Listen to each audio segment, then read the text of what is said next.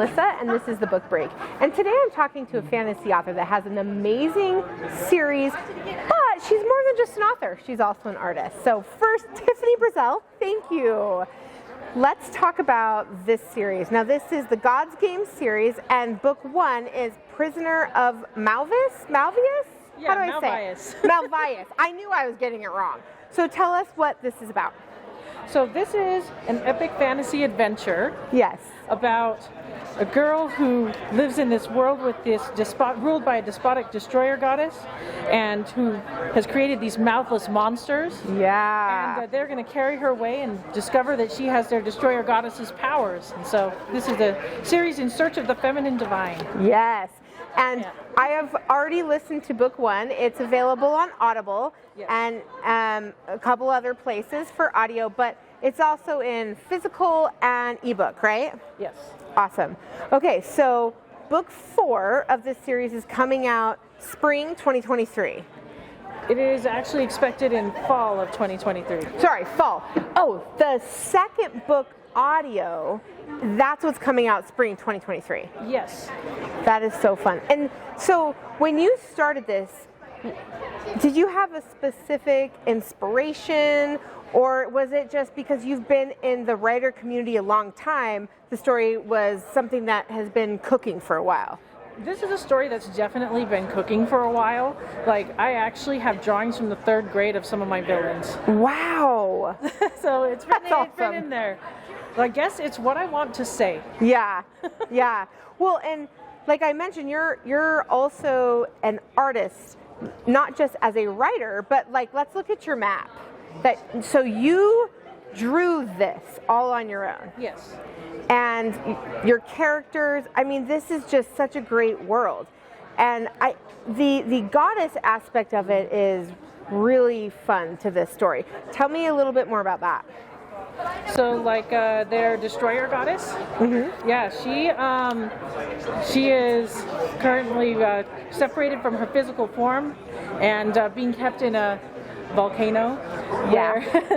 Where her minions are keeping watch over her until they can free her. Yeah. So, what age range would you say this book is good for? 12 plus. Yeah. And I'll tell you, I started reading it and listened to it, and my 11-year-old also started reading it and is also excited about this book. Wonderful. I say for really good readers, it starts at 10. Yeah. Yeah. For some of us that were like strong readers as kids, we're all over that. That's awesome. So where can they find your book? So it's a series, book series.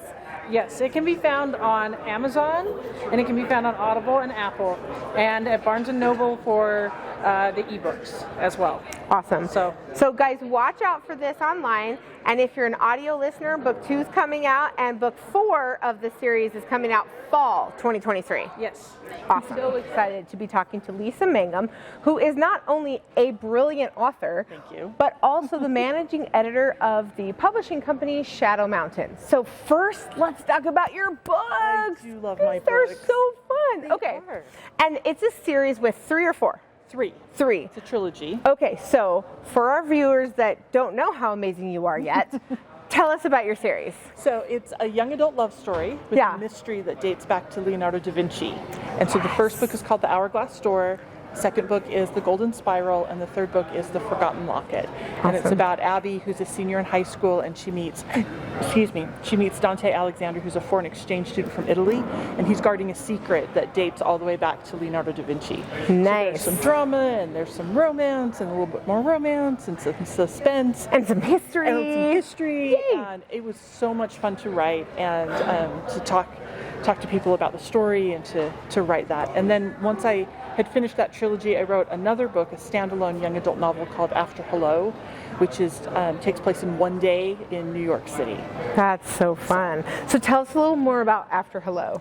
So After Hello, I really wanted to sort of look at the relationship that happens after Hello. And so Sarah has come to New York for just the day with her dad, who has a business meeting, and she's kind of left to her own devices, and she meets Sam, who I call him as a professional trader. So he'll barter things and trade things to get, tickets to the Empire State Building. And the two of them, as they open up and develop this relationship and sort of fall in love during the course of this day, it was really fun to just hone in on that one moment. Yeah, that is so fun. So where can viewers go to get your books? They should be available at bookstores, online, Amazon, Barnes & Noble, wherever fine books are sold.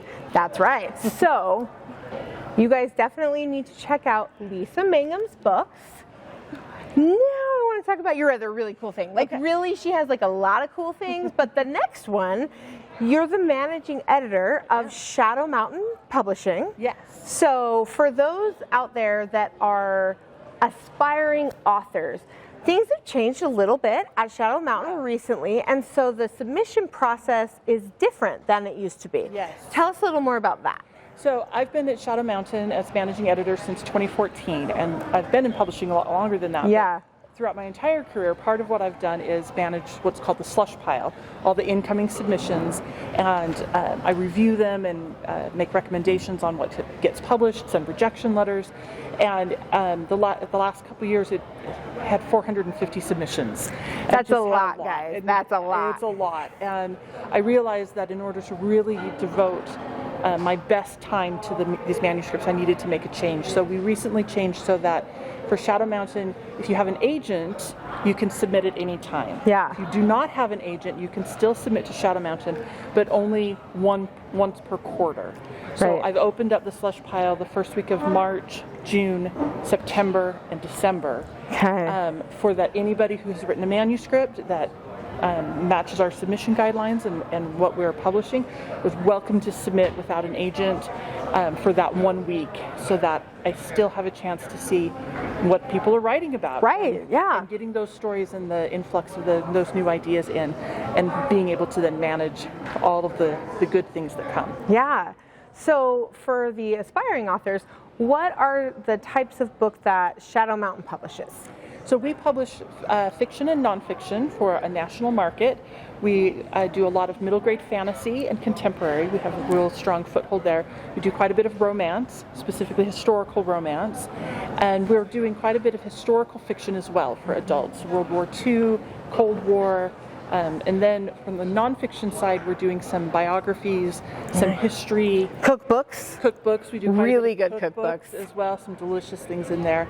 And then we do some seasonal things for Easter, Christmas, Mother's Day, a few children's picture book kinds of things as well. Yeah, you guys have really great stuff. I know you can't pick a favorite, right? We can't pick a favorite kid, nor can we pick a favorite book.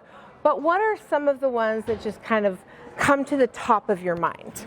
One that I'd love to talk about is a middle grade book that we published last year called Stella.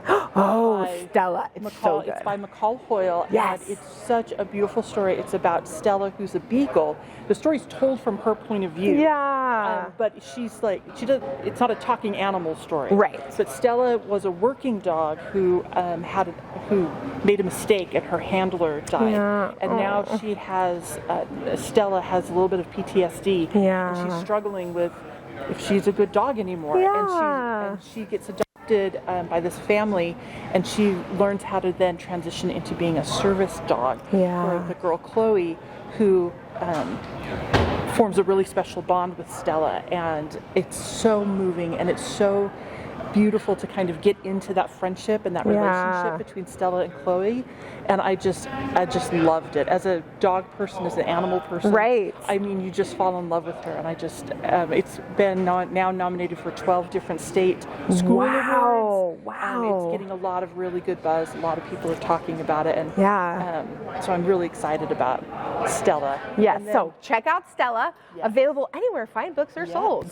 Paperback, hardback, audio, ebook, like the whole. Yes. However you like to get your stories, we can get it to you. I love that. So for our viewers, where can they go to find out more about you your books, and then Shadow Mountain stuff too. Right. So shadowmountain.com is the website for the company, and has all of the books that we publish and the different categories. That's also where the guidelines are to submit a manuscript to us for review during those 4 open weeks that I talked about. And then I'm online at Twitter at Lisa Mangum, Facebook Lisa Mangum, and Instagram at author Lisa Mangum. Awesome. Instagram, you do get a lot of pictures of my cat, I'll be honest. It's a cute cat though. He's adorable. If you like cats, the cat's very cute. So, it's Loki, right? Yeah, Loki. Yeah.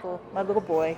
That's so fun. So I try to be really present on social media. I like connecting with people, giving advice, hearing what their stories are, talking about new things. Yeah. It's a lot of fun. That's great. Well, thank you so much for talking with me today. Thank you, Melissa. And thank you to our viewers. We'll see you next time.